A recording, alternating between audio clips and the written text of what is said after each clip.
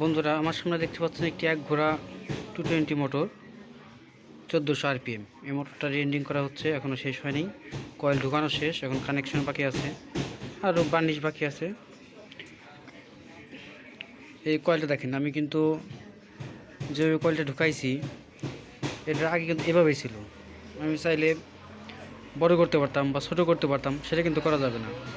মোটরের শক্তি, আরপিএম সব ঠিক রাখতে হলে আপনার আগে যেভাবে ছিল ততটুকু কয়েল ছিল, ওজন, কয়েল লম্বা সব আপনার একইভাবে করতে হবে, কোনো পরিবর্তন করা যাবে না। পরিবর্তন করলে কিন্তু মোটর অনেক বেশি গরম হবে, লোড নিতে পারবে না। এটা কিন্তু এই মোটর দিয়ে কিন্তু একটা কম প্রেশার চলে। তো আমি যদি বড় করে দিতাম, মোটরটা কিন্তু লোড নিত না, আর নিবেও না, লোড নেওয়ার কথাও না। আপনার যেভাবে আছে ঠিক এইভাবেই দিতে হবে। যে কয় নাম্বার তারের গ্যাস আছে, সেম গ্যাস তার আপনাকে ঢুকাই দিতে হবে। চিকন মোটা দেওয়ার কোনো অপশন নাই। চিকন মোটা করলেই মোটর লোডে সমস্যা করবে, আর লোডে যদি সমস্যা করে সেক্ষেত্রে কিন্তু কাস্টমারের রিভিউ ভালো আসবে না।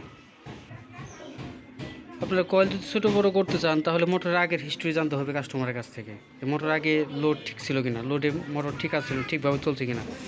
যদি ঠিকভাবে না চলে সেক্ষেত্রে আপনাকে সিদ্ধান্ত নিতে হবে। সেক্ষেত্রে আপনার দেখতে হবে মোটরের কয়েল ছোটো বড়ো করবেন কিনা, বা গ্যাস এই গ্যাস দিলে মোটর ঠিক মতো চলবে কিনা। সব কিছু চিন্তা ভাবনা করে তারপরে মোটরের কয়েলটা বাছাই করতে হবে।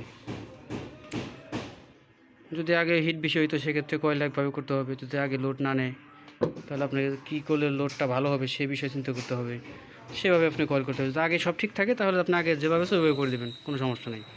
আর যদি আগে সব ঠিক থাকে তারপরে যদি আপনি কয়েল এদিক সেদিক করেন সেক্ষেত্রে কিন্তু লোডের সমস্যা করবে।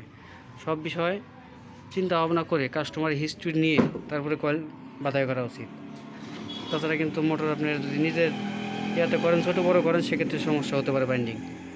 সেক্ষেত্রে কিন্তু কাস্টমার রিভিউ ভালো আসবে না, আর আপনার সুনামও নষ্ট হবে। সুনাম নষ্ট হলে কিন্তু হবে না। সুনাম কাজ করবেন সুনামের সহিত, তাহলে দেখবেন আস্তে আস্তে আপনার প্রচার হচ্ছে, আপনি কাজ বেশি হবে।